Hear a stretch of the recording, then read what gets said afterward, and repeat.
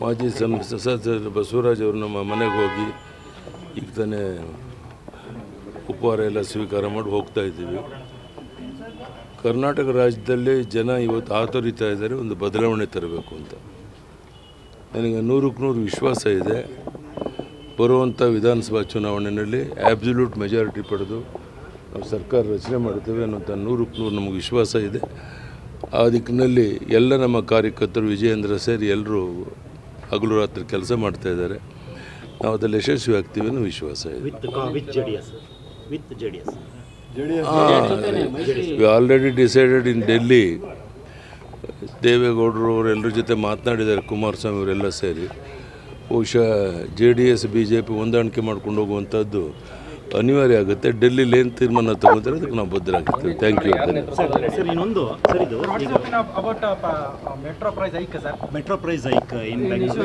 ಸರಿಯಲ್ಲ ರೀ, ಈ ಥರ ಯಾವುದೇ ಈ ಥರ ಈಗಾಗಲೇ ಎಲ್ಲವೂ ದುಬಾರಿಯಾಗಿ ಜನ ಬದುಕೋದು ಕಷ್ಟ ಆಗಿದೆ. ಮತ್ತು ಒಂದೊಂದೇ ಬೆಲೆಯನ್ನು ಜಾಸ್ತಿ ಮಾಡ್ಕೊಂಡು ಹೋದರೆ ಸಾಮಾನ್ಯ ಜನ ಬದುಕೋಕ್ಕಾಗೋದಿಲ್ಲ. ಇದನ್ನು ಇನ್ನು ಮುಂದಾದರೂ ಇದನ್ನು ನಿಲ್ಲಿಸಬೇಕು. ಈಗ ಮಾಡಿರೋದು ಹೆಚ್ಚುವರಿ ಮಾಡಿರೋದನ್ನು ವಾಪಸ್ ತಗೋಬೇಕು ಅಂತ ಒತ್ತಾಯ ಮಾಡಿ. ಪ್ರಧಾನಿ ಮೋದಿ ಅವರು ಮಾತಾಡಿಲ್ಲ ಅಂತ ಕಾಂಗ್ರೆಸ್ ಅವರು ಪ್ರೊಟೆಸ್ಟ್ ಮಾಡಿದ್ದಾರೆ. ಬಜೆಟ್ ಬಗ್ಗೆ ಹೇಳಿ ಸರ್. ಈಗ 5 ಗ್ಯಾರಂಟಿಗಳೇನಾದರೂ ಯಾವುದು ಎಫೆಕ್ಟ್ ಆಗಲ್ಲ. ನಾವು 100% ಅಬ್ಸಲ್ಯೂಟ್ ಮೆಜಾರಿಟಿ ತಗೊಂಡು ಮಾಜಿ ಸಂಸದ ಬಸವರಾಜ್ ಅವರು ನಮ್ಮ ಮನೆಗೆ ಹೋಗಿ ಈಗ ತಾನೇ ಉಪಹಾರ ಎಲ್ಲ ಸ್ವೀಕಾರ ಮಾಡಿ ಹೋಗ್ತಾ ಇದ್ದೀವಿ.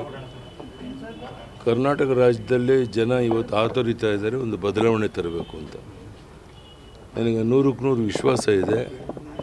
ಬರುವಂಥ ವಿಧಾನಸಭಾ ಚುನಾವಣೆಯಲ್ಲಿ ಆಬ್ಸಲ್ಯೂಟ್ ಮೆಜಾರಿಟಿ ಪಡೆದು ನಾವು ಸರ್ಕಾರ ರಚನೆ ಮಾಡ್ತೇವೆ ಅನ್ನೋಂಥ 100% ನಮಗೆ ವಿಶ್ವಾಸ ಇದೆ. ಆ ದಿಕ್ಕಿನಲ್ಲಿ ಎಲ್ಲ ನಮ್ಮ ಕಾರ್ಯಕರ್ತರು ವಿಜಯೇಂದ್ರ ಸೇರಿ ಎಲ್ಲರೂ ಹಗಲು ರಾತ್ರಿ ಕೆಲಸ ಮಾಡ್ತಾ ಇದ್ದಾರೆ. ನಾವು ಅದರಲ್ಲಿ ಯಶಸ್ವಿ ಆಗ್ತೀವಿ ಅನ್ನೋ ವಿಶ್ವಾಸ ಇದೆ. We already decided in Delhi. ದೇವೇಗೌಡರು ಅವರೆಲ್ಲರ ಜೊತೆ ಮಾತನಾಡಿದ್ದಾರೆ, ಕುಮಾರಸ್ವಾಮಿ ಅವರೆಲ್ಲ ಸೇರಿ.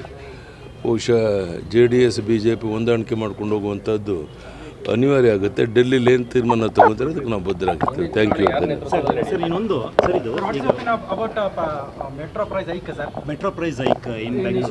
ಸರಿಯಲ್ಲ ರೀ, ಈ ಥರ ಯಾವುದೇ ಈ ಥರ ಈಗಾಗಲೇ ಎಲ್ಲವೂ ದುಬಾರಿಯಾಗಿ ಜನ ಬದುಕೋದು ಕಷ್ಟ ಆಗಿದೆ.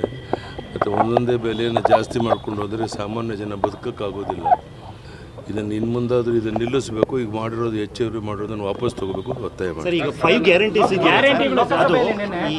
ಪ್ರಧಾನಿ ಮೋದಿ ಅವರು ಮಾತಾಡಿಲ್ಲ ಅಂತ ಕಾಂಗ್ರೆಸ್ ಅವರು ಪ್ರೊಟೆಸ್ಟ್ ಮಾಡಿದ್ದಾರೆ.